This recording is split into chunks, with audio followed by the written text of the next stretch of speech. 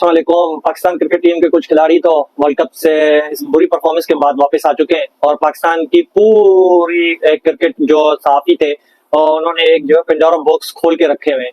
कोई जो है वो बाबर आजम के ऊपर फिक्सिंग के इल्जाम लगा रहा है, कोई जो है वो रिजवान के ऊपर इल्जाम लगा रहा है, कोई शाहिन अफरीदी के ऊपर इल्जाम लगा रहा है। ओवरऑल सबने अपने अपनी जो है वो कहानियां, मिथ और लॉजिक्स को यहाँ जो है वो अप्लाई करने की कोशिश की है। किसी के पास कोई ऑथेंटिक न्यूज नहीं है, किसी के पास कोई कुछ नहीं है, बस हर कोई एक अपनी अपनी कयास रैया लगा के शुरू हुआ है। वो बशर लुकमान साहब तो उन्होंने तो हद ही पार कर दी, उन्होंने बाबर आजम के ऊपर जो है वो मैच फिक्सिंग का इल्जाम लगा दिया। ये एक बिल्कुल ही जो है ना वो बेसरा और बेतुका सा एक इल्जाम है जो कि बाबर आजम के ऊपर लगाया गया है और कुछ लोग उसको इल्जाम को अब जुर्म साबित करने की कोशिश में लगे हुए हैं। भाई इल्जाम इल्जाम होता है और इल्जाम लगते रहते हैं। जब आपका नाम हो ना तो वो कहते हैं नाम होगा तो बदनाम तो होंगे। तो बाबर आजम का एक नाम है और पूरी दुनिया में नाम है और उसके ऊपर ये इल्जाम लगना पाकिस्तान के कैप्टन के ऊपर ये बहुत बड़ी तौहीन है पाकिस्तान क्रिकेट टीम की भी और क्रिकेट कैप्टन की भी। और ऐसे सहाफियों के ऊपर जो है वो बाबर आजम को इनके ऊपर जो है वो अतक इज्जत का जो है वो नोटिस भेजना चाहिए और उसके ऊपर सही जुर्माना इनके ऊपर लगाना चाहिए कि अगर ये इल्जाम साबित नहीं होते और होप्सो के नहीं होंगे, बिल्कुल ही बेसुरे और बेतुके से इल्जाम थे। खैर पाकिस्तान क्रिकेट में इस वक्त बड़ा बोलचाल आया हुआ है कि भाई सर्जरी होगी, ये होगा, वो होगा, ऐसा होगा, वैसा होगा। अगर आप लोगों में से किसी को कुछ थोड़ा सा पीछे जाते हैं, अगर हम इसी गेम ऑफ क्रिकेट की अगर बात करते हुए चलें तो अगर आप लोगों को 2014 याद हो, 2016 याद हो, उस वक्त आपकी टीम की क्या परफॉर्मेंसेस थी? यही परफॉर्मेंसेस थी ना। तो आपके पास उस वक्त तो किसी ने कोई सर्जरी नहीं की, कोई इस तरह की बातें नहीं हुई। उस वक्त कौन होता था टीम में? हफीज, शोएब मलिक, अहमद शहजाद, शाहिद खान अफरीदी।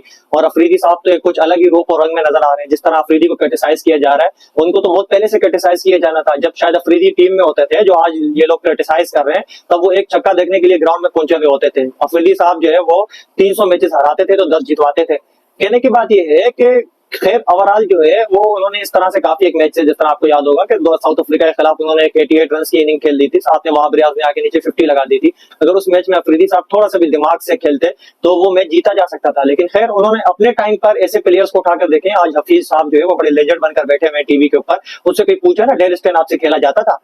हाँ, वो डेल स्टेन वाला एक मैच मुझे याद है, पाकिस्तान अफ्रीका की साउथ अफ्रीका की टेस्ट सीरीज हो रही थी। अफ्रीका ने अपनी इनिंग मैच खत्म होने से दिन खत्म होने से कुछ आवर्स पहले अपनी डिक्लेयर कर दी और डेल स्टेन को बॉलिंग दी। हफीज सामने थे और हफीज कैच आउट हो गया स्लिप में। तो ये जो जितने भी प्लेयर्स बैठे हुए हैं आज बहुत बड़ी बड़ी लंबी लंबी भाषण दे रहे हैं बाबर आजम के खिलाफ या बाकी टीम मेट्स के खिलाफ, तो इनकी अपनी भी ऐसा कोई परफॉर्मेंस तो थी नहीं, लेकिन कहीं ना कहीं नजर आती थी। बस आज हर कोई लेजेंड बनकर बैठा हुआ है। लेकिन सवाल ये है कि जब आप अपने टाइम पर कुछ नहीं थे, अपने टाइम से क्या हफीज और शोएब मलिक, शायद अफरीदी और इनमें लॉबिंग नहीं हुआ करती थी? क्या वो मीडिया पे नहीं आया करती थी? सब चीजें थी। लेकिन खैर बात करते हैं पाकिस्तान क्रिकेट टीम के ऊपर अभी कि इस तरह के जो इल्जाम है रिजवान के ऊपर, शाहिन अफरीदी के ऊपर। देखें, रिजवान साहब परफॉर्म नहीं कर रहे हैं तो आप बिठाएं, शाहिन अफरीदी परफॉर्म नहीं कर रहे हैं तो आप बिठाएं। तो ये कहानी आप बंद करें, इल्जाम लगाना बंद करें। ये इस तरह हो रहा है, इस तरह हो रहा है, ऐसा हो रहा है, वैसा हो रहा है। पाकिस्तान क्रिकेट बोर्ड को चाहिए, अगर वो बिल्कुल इस चीज के ऊपर सीरियस है ना, तो एक काम करे कि जो देखे जिन प्लेयर्स ने परफॉर्म नहीं किया था, फखर जमान हो गया। फखर जमान ने कौन सा परफॉर्म किया? क्या कहा जा रहा है कि फखर जमान को T20 का कैप्टन बना दो? भाई आप पीछे 10 मैचेस की परफॉर्मेंस उठा के देख लो ना, 20 मैचेस की परफॉर्मेंस उठा के देख लो, फखर जमान के स्टेट्स देख लिए जाए, उन्होंने कौन से मैच में मैच विनिंग परफॉर्मेंस खेल दी है कि भाई उनको आप कैप्टन लगा दो। हमारे यहाँ वो प्लेयर जिस तरह बाबर आजम एक अच्छी फॉर्म में हुआ करते थे ना, एक अच्छा खिलाड़ी था, हमें नजर आने लग गया, बस हमने कहा हमारा यही कैप्टन है। फिर उसके बाद हमने देखा शाहिन अफरीदी भाई PSL में कप्तानी कर रहे हैं और 2 मैचेस जो है वो जिता रहे हैं, फाइनल जिता दिए, बस इसका मतलब यही हमारा कैप्टन है। इसी तरीके से फखर जमान 2 छक्के मार सकता है, भाई ये एक ऐसा खिलाड़ी है जिसके ऊपर आज तक किसी ने कोई डाउट नहीं किया, उसको उठा के कैप्टन बना दो। बस पाकिस्तान क्रिकेट टीम में यही चलता है। कोई सेंसिबल बंदा, कोई बाकायदा जिसकी कोई लॉजिक्स हो, कोई ग्राउंड में टीम को कैसे लेके चलना है, उस चीज के अबाउट कोई भी नहीं सोचता है। बस जिसने 2 छक्के लगा दिए, जिसने 2 सेंचुरियां बना दी, जिसकी परफॉर्मेंस थोड़ी बेहतर होगी, वही कैप्टन होगा। अगर आप देखें तो अभी ऑस्ट्रेलिया ने भी तो पैट कमिंस को निकाल के मिचेल मार्श को मौका दिया ना। क्यों दिया मौका? इसीलिए दिया कि भाई वो अपनी टीम को रोटेट करना चाह रहे होते हैं। उन्हें पता है कल परसों 1-2 साल के बाद पैट कमिंस के शायद गेम खत्म हो जाए, लेकिन मिचेल मार्श तो हमारे पास रहेगा। देन उसको हटा के फिर देन न्यू वो अपनी बेंच स्ट्रेंथ को बनाते हैं। हमारे यहाँ क्या होता है कि नहीं, अचानक से जो कोई परफॉर्मर नजर आएगा उसको उठा के कैप्टन बना दिया जाएगा। अभी भी आप देखेंगे ये जो सर्जरी है, सर्जरी सिर्फ बराए नाम है, कुछ भी नहीं होना है। यही खिलाड़ी आपको वापस नजर आएंगे और जो नए खिलाड़ी है उनको कोई मौका नहीं दिया जाएगा है सच। आपको यही खिलाड़ी वापस नजर आएंगे। लेकिन असल में जो पाकिस्तान टीम का सबसे बड़ा मसला है वो है स्पिनर का।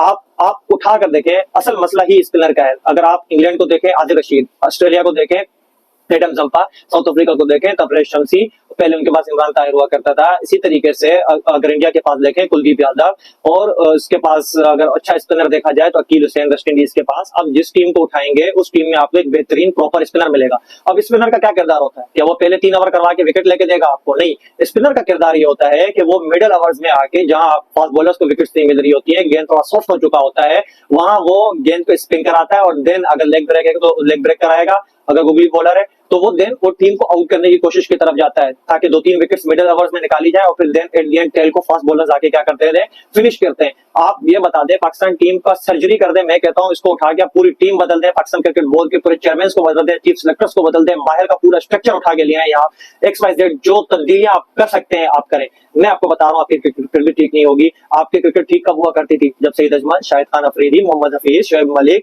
या इसी तरीके से अब्दुल रहमान, याशिर शाह, ये जिस तरह के जितने से हमारे स्पिनर्स थे, उसके पहले शकील मुश्ताक, मुश्ताक अहमद, XYZ जितने भी हमें स्पिनर्स मिले हैं, क्या हुआ? आप जीतते किस बेसिस पे थे? स्पिनर्स के साथ जीता करते थे। मुझे याद है अफ्रीका के खिलाफ एक पाकिस्तान का मैच था, उसमें आपके पास 48वां ओवर ODI में सईद अजमल करवाने आ गए थे, उन्होंने हाशिम आमला को आउट कर दिया, और देन फिर पाकिस्तान टीम वो ODI मैच जीत गई थी। तो भाई जो स्पिनर्स होते हैं उनका एक बड़ा किरदार होता है। पाकिस्तान टीम की आप उठा के जितनी भी सर्जरी कर दे, कुछ नहीं होना। आपको अगर मैं मैचेस गिनवा दूं ना, आप मैचेस जो हारे, आप एक श्रीलंका के खिलाफ एशिया कप का फाइनल हार गए, किस बेसिस पे आ रहे थे? फास्ट बॉलर में शुरू के 4-5 आउट नहीं करके दिए थे, आपको करके दिए थे, फिर क्या हुआ? नीचे वाले आउट ही नहीं हुए। वजह क्या थी? आपके स्पिनर्स ने विकेट ही नहीं ली। इसी तरीके से आप जितने भी मैचेस उठा के देख लें, आपको हरवाया ही इसी, आप हारे इसी बेसिस पर हैं कि आपने फास्ट बॉलर के ऊपर तवक्कुल किया। ऐसा नहीं होता कि फास्ट बॉलर आपको 10 की 10 विकेट्स निकाल के दे दें।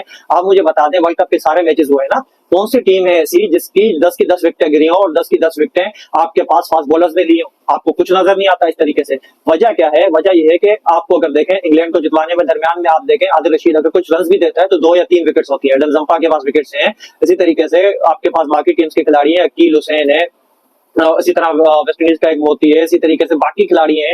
ये क्या हो रहा है? आपको मिडल ओवर्स में आकर विकेट्स नहीं निकाल पा रहे हैं, वो निकालने के लिए उनके पास स्पेशल स्पिनर्स मौजूद हैं, और हमने आज तक अपने स्पिनर्स के ऊपर सही से काम किया ही नहीं है। आप इनकी सर्जरी कर दें, कुछ कर दें, क्या है आपके पास? कोई और खेप मौजूद है? ज्यादा आप 2 या 3 की चेंजेस कर देंगे ना, आजम खान, इफ्तिखार अहमद, इमाद वसीम, शादाब खान, आप ये 2-3 की रिप्लेसमेंट में आप किसको ले आएंगे? हारिस को ले आएंगे, आप जो है वो शान मसूद को ले आएंगे, आप सऊद शकील को ले आएंगे, आपके वही वाले 2-3 जो आपके जो खांचे फिल नहीं हो रहे, आप इसे फिल कर देंगे, और क्या करेंगे आप? लेकिन आप इसके बाद भी आप किस फास्ट बॉलर्स, और आपके पास कौन प्रीमियम फास्ट बॉलर्स है? यही है ना, नसीम शाह है, शाहिशाह अफरीदी है, और इसरूफ है, ये है 1-2 और, इसमें से ज्यादा भी क्या करेंगे? इन 2 को चेंज कर देंगे, अब्बास अफरीदी को खिला देंगे, वसीम जूनियर को खिला देंगे। उन्होंने कौन सी जो है टॉप क्लास परफॉर्मेंस दिखा दी है आज तक? वसीम जूनियर ने तो जिम्बाब्वे के खिलाफ मैच हरवा दिया था, आप उसको जो है वो बहुत बड़ा ऑलराउंडर मानते हैं। लेकिन फिर कहने की बात यह है कि आप असल फंसी रहे हैं स्पिनर्स के ऊपर। आपको एक अच्छा लेग ब्रेक बॉलर और एक अच्छा ऑफ स्पिनर, आपको या लेफ्ट आर्म ऑफ स्पिनर बनाना पड़ेगा, उसको डेवलप करना पड़ेगा, उसके स्किल्स के ऊपर काम करना पड़ेगा, तभी आपकी टीम एक अच्छे ट्रैक के ऊपर चल सकेगी। आप अगर टेस्ट मैचेस में भी उठा के देखें तो आपके पास स्पिन में कोई विकेट लेता हुआ नजर नहीं आ रहा। आपके पास एक इब्रार अहमद है, वो टेस्ट में अच्छी बॉलिंग की तो उन्हें ODI का एक कंटेंडर माना जा रहा है, अच्छा, लेकिन उन्हें कोई चांसेस दिए ही नहीं बाबर आजम साहब ने, उनको कोई ट्राई ही नहीं किया। आयरलैंड के खिलाफ आखिरी मैच में भी नहीं किया, उन्होंने शादाब खान को खिलाया, और शादाब खान ने 100 से ज्यादा विकेट लिए हैं कि कप्तान हमारा ऐसा, क्या बोला जाए उसे, कि अगर 100 से ज्यादा विकेट लेने वाले बंदे को आप टीम में खिला रहे हो और उससे आप 1 ओवर भी नहीं करवा रहे, तो फायदा क्या है भाई? आपको ऐसी टीम सिलेक्ट करने से पहले उनको खुद भी सोचना चाहिए। अब जो क्रिटिसिज्म है इसको फेस करना चाहिए, और पाकिस्तान टीम की अब सर्जरी तो होनी चाहिए। जिस तरह से भी इफ्तिखार अहमद है, आजम है और उस्मान खान है, इस तरह के प्लेयर्स को कहा जाए कि भाई आप जाएं 2-3 साल डोमेस्टिक खेलें, और उन्होंने आपका नाम अगर टॉप पर आएगा तो आपको देन सिलेक्ट किया जाएगा, आपके बारे में सोचा जाएगा। और बाबर आजम के ऊपर अब जो है वो, अगर उन्हें ट्रस्ट करके कैप्टन बनाया गया चैंपियन ट्रॉफी तक, तो अब उन्हें बरकरार रखा जाए। और उनके ऊपर जो एलिगेशंस लगे हैं और जो लगा रहे हैं घटिया इल्जाम, तो घटिया लोग घटिया इल्जाम ही लगा सकते हैं, ठीक है? इल्जाम तराशी बंद करनी चाहिए। पाकिस्तान क्रिकेट टीम है, कोई मजाक नहीं है। आप उसको जो है वो जिसका जो दिल चाह रहा है वो आके उठता है और बोलता जा रहा है, क्रिटिसाइज होना चाहिए, लेकिन हाँ, फैमिलीज के ऊपर बात नहीं होनी चाहिए, और उसके ऊपर किसी के ऊपर पर्सनल एलिगेशंस नहीं लगाने चाहिए, जब तक आपके पास जो है वो उसके अगेंस्ट सबूत